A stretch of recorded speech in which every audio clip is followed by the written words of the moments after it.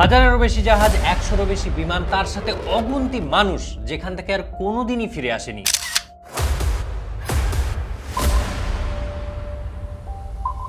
দু সালে এসেও যে জায়গার নাম পৃথিবীর আনসলভড মিস্ট্রির তালিকা থেকে বাদ যায়নি, যে জায়গার ফাঁদ থেকে স্বয়ং ক্রিস্টোফার কলম্বাসও রেহাই পাননি। আজ কথা হবে সেই বারমুডা ট্রায়াঙ্গেল রহস্য নিয়ে। এলিয়েন এনকাউন্টার থেকে time travel theory, hidden civilization থেকে প্যারানর্মাল ইনসিডেন্ট, সবকিছুই শোনা যায় যখন এই জায়গার কথা হয়। কিন্তু অল দ্য রিউমার্স অ্যাসাইড, পৃথিবীকে চমকে দেওয়ার মতো কি কি ঘটনা এখানে ঘটেছে, সেগুলোর কি কোনো বৈজ্ঞানিক ব্যাখ্যা আছে? সব কথা হবে এই ভিডিওতে। নমস্কার, আমি সোম। আশা করি সবাই ভালো আছেন, থেমে নয় প্রেমে আছেন।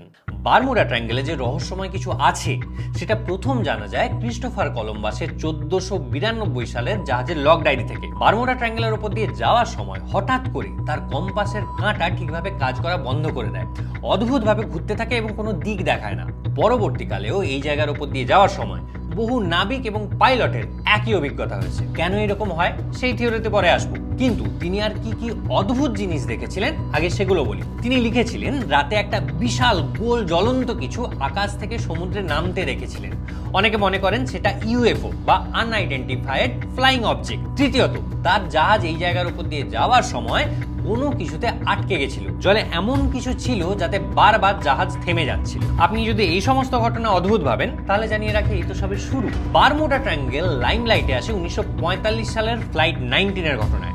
5 ডিসেম্বর, পরিষ্কার আকাশ, ফ্লোরিডা থেকে 5টা আমেরিকান টর্পেডো বম্বার বিমান রুটিন মহড়া শুরু করে বারমুডা ট্রায়াঙ্গেল এলাকায়।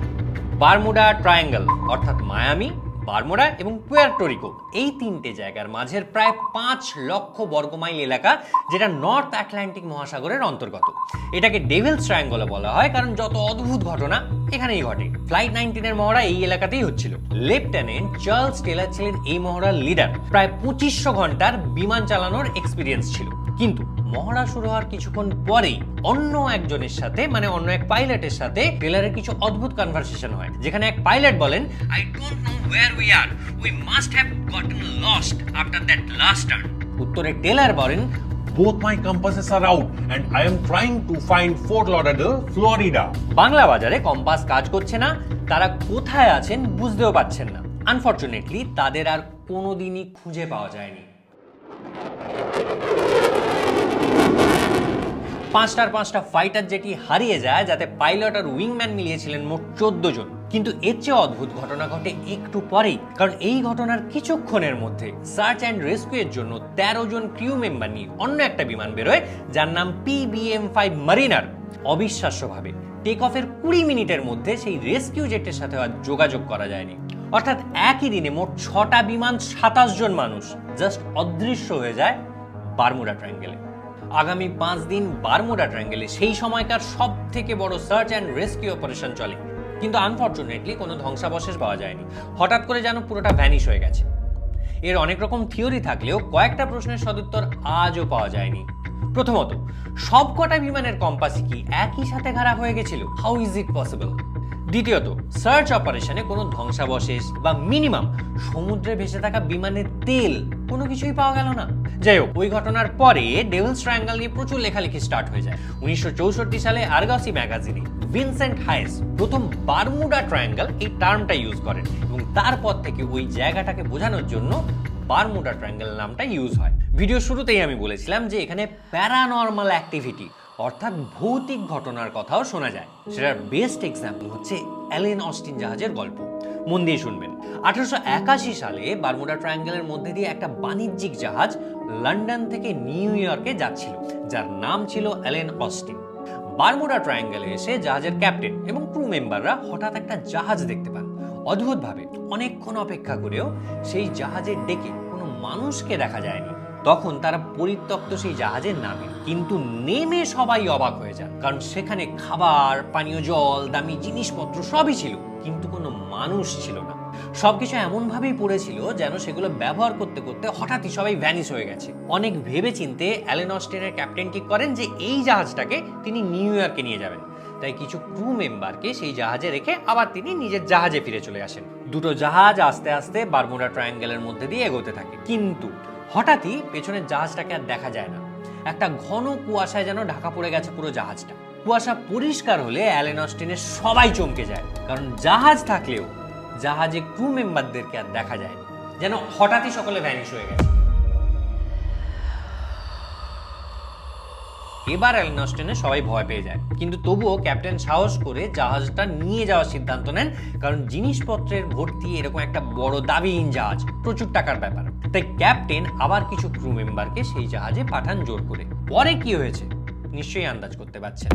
আবার একই ঘটনা ঘটে, প্রচুর কুয়াশা হয়, জাহাজ অদৃশ্য হয়ে যায়, তারপর সেই জাহাজে থাকা লোকেরা তারাও অদৃশ্য হয়ে যায়।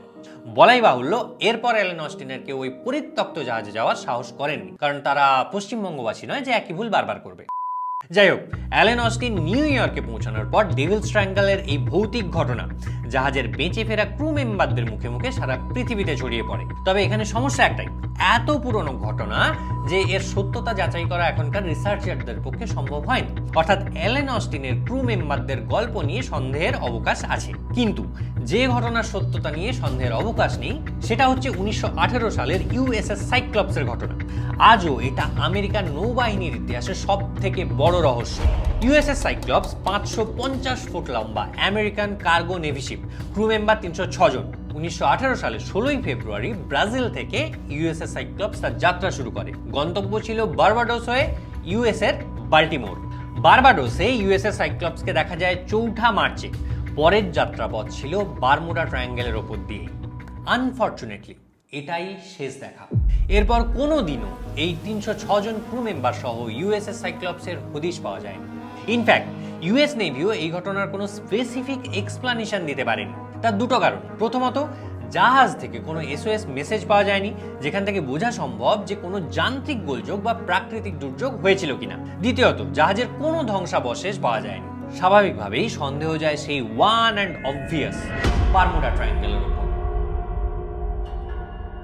ফ্লাইট 19 হোক, অ্যালেন অস্টিন হোক বা ইউএসএস সাইক্লপস, এগুলো tip of the iceberg. Bermuda triangle থেকে ফিরে আসেনি হাজারেরও বেশি জাহাজ, 100রও বেশি বিমান এবং তাতে থাকা কয়েক হাজার মানুষ।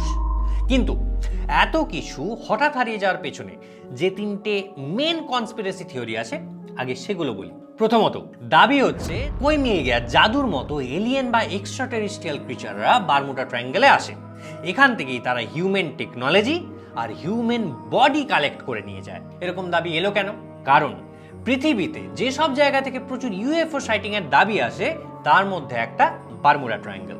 দ্বিতীয়ত এবং খুব জোরালো দাবি হচ্ছে 4th ডাইমেনশনাল শিফট বা টাইম স্পেস র্যাপ থিওরি। যারা বারমুডা ট্রায়াঙ্গেলে হঠাৎ বিপদে পড়ে ফিরে এসেছেন তাদের অনেকের মনে হয়েছে এখানে 4th ডাইমেনশন অর্থাৎ টাইমের হেরফের হয়, আরো সোজা ভাষায় টাইম ট্রাভেল হয়। ফর এক্সাম্পল, ব্রুস গার্নন 2017 সালে তার বারমুডা ট্রায়াঙ্গেল থেকে বেঁচে ফেরার অভিজ্ঞতা লেখেন বিয়ন্ড দ্য বারমুডা ট্রায়াঙ্গেলে। 1970 সালের 4 ডিসেম্বর তিনি এবং তার বাবা একটা প্লেনে অ্যান্ড্রোস থেকে ফ্লোরিডায় যাচ্ছিলেন একটা সিঙ্গেল ইঞ্জিন এয়ারক্রাফটে। তিনি এর আগেও বহুবার ওই রুটে গেছেন, যাতে তার সময় লাগতো মোটামুটি 1.5 ঘন্টার মতো, কিন্তু এর আগে তিনি কোনো ঝামেলায় পড়েননি। এবার এমন কিছু ঘটলো বারমুডা ট্রায়াঙ্গেলে যেটার ভয় সবাই পায়।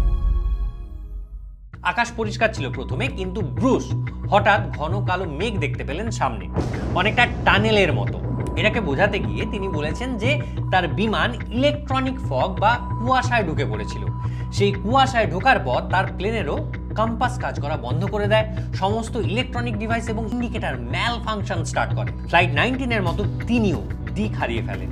কিন্তু ফরচুনেটলি তার সাথে এমন কিছু হয় যেটা বারমুডা ট্রায়াঙ্গেলের অধিকাংশ ভিকটিমের সাথে হয়নি। তিনি হঠাৎ ওই অন্ধকার কুয়াশার টানেলের মধ্যে আলোর একটা সোর্স দেখতে পান এবং সেই দিকে যেতেই অন্ধকার মেঘ থেকে বেরিয়ে পরিষ্কার আকাশে চলে আসেন। অদ্ভুত ব্যাপার, সেটা পেরোতেই তার প্লেনের কম্পাস বা অন্যান্য মেশিন সব ঠিকঠাকভাবে কাজ করা স্টার্ট করে। আসল চমকের পরে তিনি দেখেন বিমান ফ্লোরিডার ওপরে চলে এসছে এবং তার সময় লেগেছে মাত্র 30 মিনিট, যেটা অন্যান্য সময় লাগে 1.5 ঘন্টা, অর্থাৎ পুরো 1 ঘন্টা কম। এই রকম কিছু ঘটনা থেকেই আন্দাজ করা হয় যে এখানে জাহাজ বা বিমান টাইম আর স্পেসের লুপে হারিয়ে যায় আর কোনোদিনই তাদেরকে খুঁজে পাওয়া যায় না। ব্রুস গার্ননের মতো খুব অল্প কিছু মানুষই লাকিলি সেখান থেকে বেঁচে বেরোতে পেরেছেন। যাই হোক, এবার আসি তৃতীয় কনস্পিরেসি থিওরিতে, যেখানে মনে করা হয় যে বারমুডা ট্রায়াঙ্গেলের নিচেই ছিল the lost city of Atlantis, এমন এক সিভিলাইজেশন যারা নাকি এখনকার সিভিলাইজেশনের থেকে অনেক বেশি অ্যাডভান্স ছিল।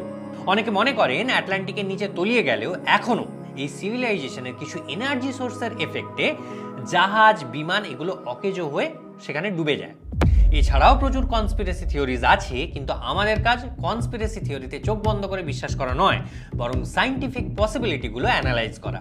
প্রথমেই বলবো কম্পাসের কাঁটা এখানে অনেক সময় গন্ডগোল করে কেন। রিসার্চাররা বলছেন এর পেছনে দুটো কারণ থাকতে পারে। এই বারমুডা ট্রায়াঙ্গেল এরিয়ায় সমুদ্রের নিচে প্রচুর পরিমাণে ম্যাগনেটাইট রিচ লাইমস্টোন আছে, যার ম্যাগনেটিক প্রপার্টিজ আছে।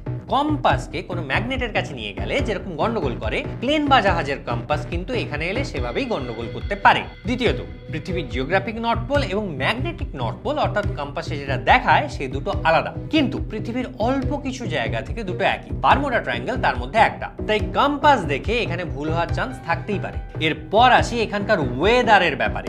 বারমুডা ট্রায়াঙ্গেল হ্যারিকেন অ্যালির মধ্যে পড়ে, অর্থাৎ ফ্লোরিডা এবং বারমুডা রিজিয়নে প্রচুর হ্যারিকেন ঝড় আসে। এই ঝড়ের মুখে পড়ে জাহাজ বা বিমানের হাতে হ্যারিকেন হয়ে যায়, দুর্ঘটনা ঘটে, সরি। এছাড়াও এখানে এত প্লেন বা জাহাজ দুর্ঘটনা ঘটার আরও একটা বড় কারণ হচ্ছে এখানে এয়ার ট্রাফিক এবং ওয়াটার ট্রাফিক অনেক বেশি, আর যেখানে ট্রাফিক বেশি সেখানে অ্যাক্সিডেন্টের সংখ্যাও বেশি। কিন্তু বারমুডা ট্রায়াঙ্গেল অলরেডি কুখ্যাত হওয়ায় এখানে কোনো দুর্ঘটনা ঘটলে সেটা মানুষের নজরে আসে বেশি। এটাকে বলা হয় ব্যাডার মেন অফ ফেনোমেনন বা ফ্রিকোয়েন্সি ইলিউশন। বোঝাচ্ছি, একটা সিম্পল এক্সাম্পল দিই, যার নাম রেড কার থিওরি। ধরুন আপনাকে যদি জিজ্ঞেস করি আপনি সারাদিনে কটা লাল গাড়ি দেখেছেন, নর্মালি আপনি বলতে পারবেন না, কারণ আপনি খেয়াল করেননি। কিন্তু আপনাকে যদি বলা হয় প্রত্যেকটা লাল গাড়ি দেখলে আপনি 100 টাকা করে পাবেন, তাহলে দেখবেন সমস্ত লাল গাড়ি আপনার নজরে পড়ছে, কারণ আপনি কনসাসলি সেটা খুঁজছেন।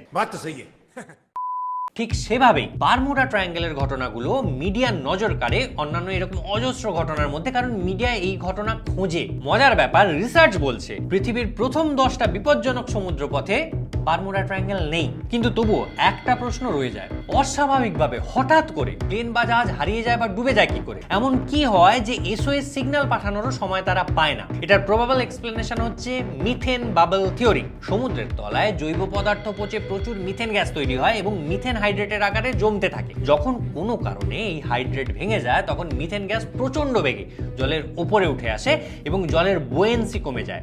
এই কম ঘনত্বের জলে যে কোনো জাহাজ থাকলে সেটা কয়েক মুহূর্তে ডুবে যেতে পারে। একইভাবে যদি এই গ্যাস সমুদ্রের উপরেও বেশি মাত্রায় বাতাসে আসে, তাহলে সেটা যে কোনো প্লেনের ইঞ্জিন এক্সপ্লোশনের জন্যও যথেষ্ট। এছাড়াও কারণ রয়েছে, বারমুডা ট্রায়াঙ্গেলের অনেকটা অংশেই সমুদ্রের ডেপথ খুব কম, সেটা জাহাজ থেকে বোঝা না গেলেও স্যাটেলাইট ইমেজ থেকে বোঝা যায়। আর এখানে সমুদ্রে সার্গাজম নামে সিউইড হয় এবং কচুরিপানার মতো জলের উপর জমতে থাকে। কম ডেপথ এবং এই সার্গাজম যে কোনো জাহাজকে মাঝ সমুদ্রে আটকে দেওয়ার জন্য যথেষ্ট। ইনফ্যাক্ট আটলান্টিকের নর্থ পার্টকে এই কারণে সার্গাসোসিও বলা হয়। কলম্বাসের জাহাজ এই সার্গাসোসিতেই আটকে গেছিল, কিন্তু তিনি আকাশ থেকে যে জ্বলন্ত গোলা পড়তে দেখেছিলেন সেটা আসলে কি? অনেকেই মনে করেন সেটা একটা ট্রিপল এক্সেল সাইজের ধূমকেতু ছিল। কিন্তু শেষে একটাই কথা বলবো, কনস্পিরেসি থিওরি হোক বা সায়েন্টিফিক হাইপোথিসিস, বারমুডা ট্রায়াঙ্গেলের সবকিছুর 100% এক্সপ্লেনেশন আজও পাওয়া যায়নি। তাই আজও এটা one of the unsolved mysteries.